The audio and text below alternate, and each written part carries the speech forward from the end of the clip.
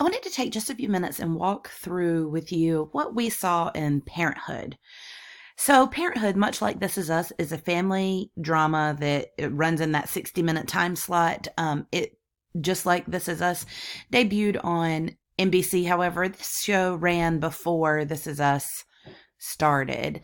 The premise here, very much like This Is Us, is dealing with the messiness of family, particularly the struggles of Zeke and Camille Braverman's family, their children in particular. Our setting is going to be 2010 in Berkeley, California for this particular episode.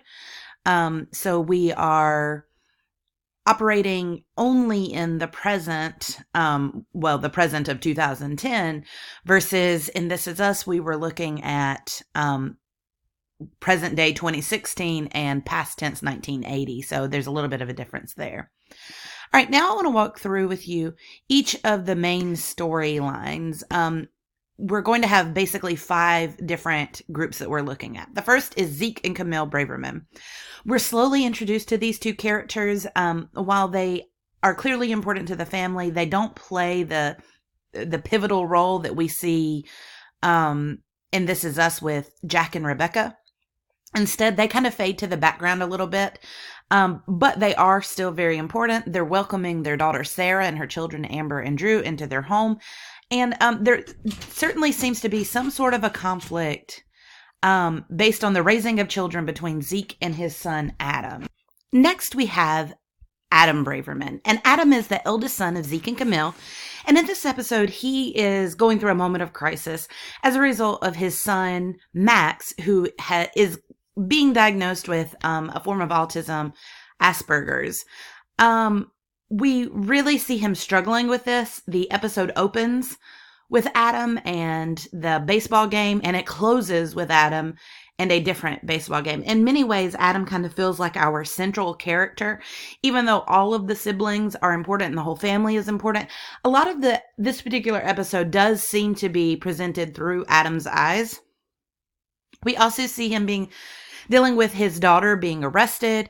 And then he seems to be the character where all the other siblings kind of look to him for guidance. He's certainly playing this role of the eldest child, if you will. We see Crosby relying on him. We see Sarah relying on him. And even Julia's around, so we kind of assume maybe she's relying on him too. Sarah is our second eldest Braverman offspring. She's in a moment of crisis as she has run out of money and luck, and she has decided to move from Fresno to Berkeley, where her family is, and move back in with her parents. Both of her children, Amber and Drew, are not happy with this move. Drew, we see him in the episode running away to his dad, Seth. We see Amber trying to move in with her boyfriend. So we know that they're not super happy with this decision to move to Berkeley, as, you might expect teenagers not to be happy about this. Additionally, we see Sarah trying to navigate raising her children with a mostly absent father. We get the impression that Seth is probably not the best dad. We see Adam referring to him as a loser. We see him ultimately telling Drew, no, you can't stay with me. So we kind of get the impression that maybe he isn't the best dad. And we also see Sarah trying to start navigating dating again. So this is this new adventure she's on. She clearly has this connection with this previous boyfriend after being initially kind of put off with his looks and occupation. She ultimately has an intimate moment with him. But she's certainly struggling with putting herself back out there dating, and then also this element of coming home, having to find a job, having to support her children, and figuring out exactly what that's going to look like.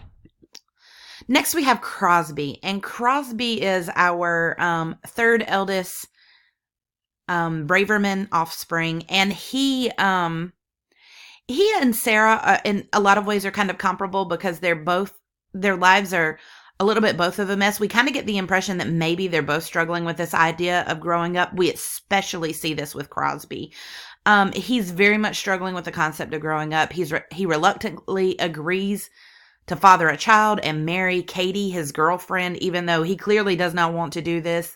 He's not very interested in having a child. He's not very interested in getting married. And by the end of the episode, he learns that he already has a son with Jasmine named Jabbar, which is going to throw him for a total whirlwind as we move forward. We get the impression that this is kind of his opportunity to grow up, if you will. We do see in this episode that he relies very heavily on Adam for support and guidance. Sarah does as well. We see Sarah calling Adam in the first few moments of the show. So we can kind of see that there's certainly this pressure placed on Adam as a result of these younger siblings.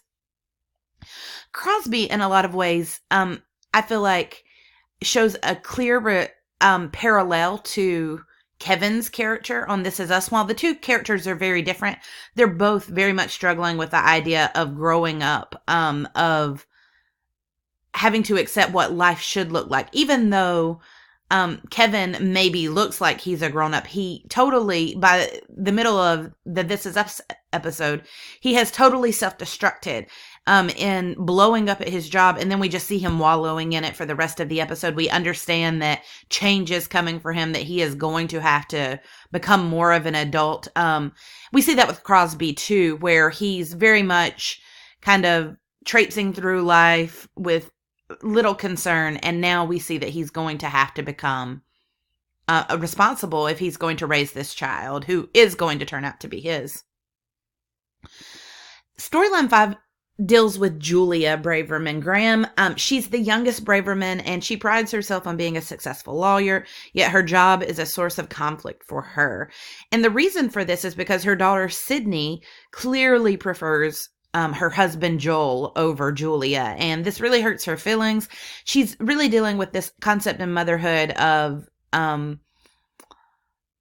having a job and having a family, and this concept of like having it all, or what it looks like, what you have to give up to have a successful career as a mother. So it's really going into that conflict. We also see that there may be some form of sibling rivalry between Sarah and Julia, particularly.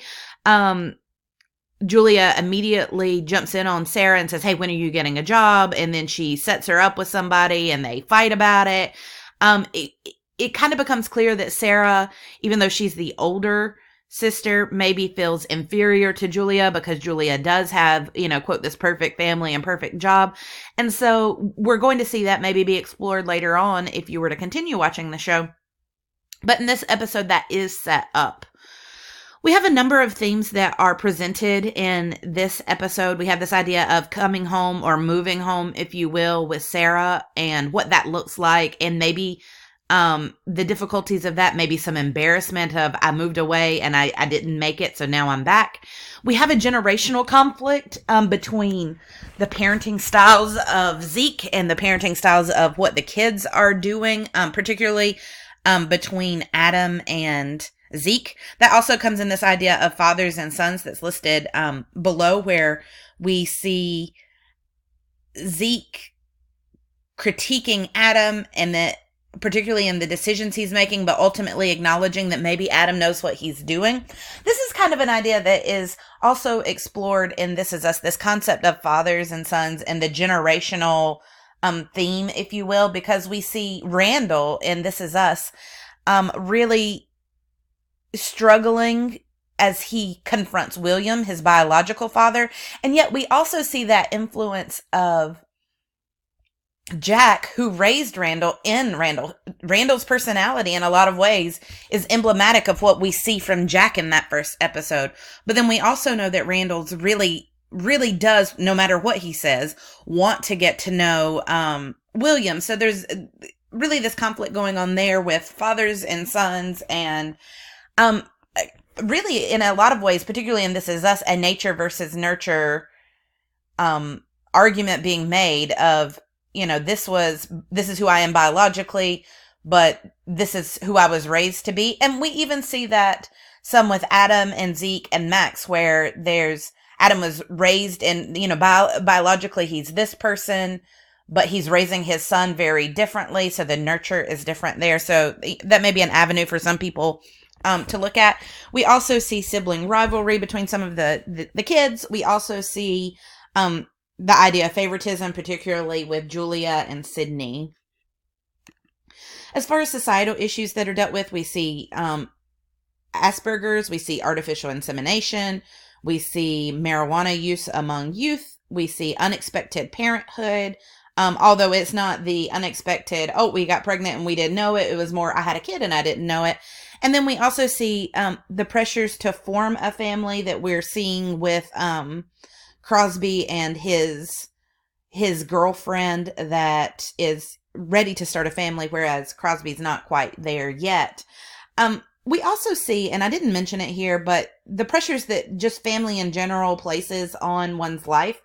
One of the things that's interesting about these two shows is that while they're both dealing with family conflict, if you will, and the influence of family on one's life and who you become, we see Parenthood really settling in on the idea of parenting. Each of the four kids, Adam, Sarah, Crosby, and Julia, are all dealing with some sort of parenting related conflict. So with Adam, it's dealing with a child who's been arrested and dealing with a child who's been diagnosed with something you didn't see coming. With Sarah, is dealing with these two kids who don't have a father, that she's uprooted from their home.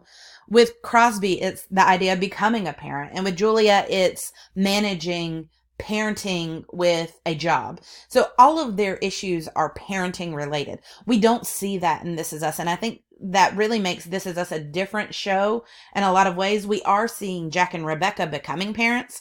We do know that Randall is looking to find his biological parent. We know that he's a parent. But then Kate and Kevin, who are every bit as of important characters, there's nothing going on with them by way of parenting at all.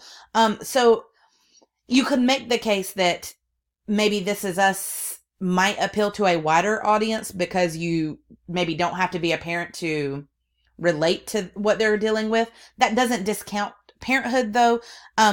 Any of these additional issues, the drug use, the child with Asperger's, those are things that certainly we can all relate to. We hopefully all have parents or have been in a family, so we know that the themes and ideas that are presented are reaching to many people of many audiences, even though we may not be parents ourselves.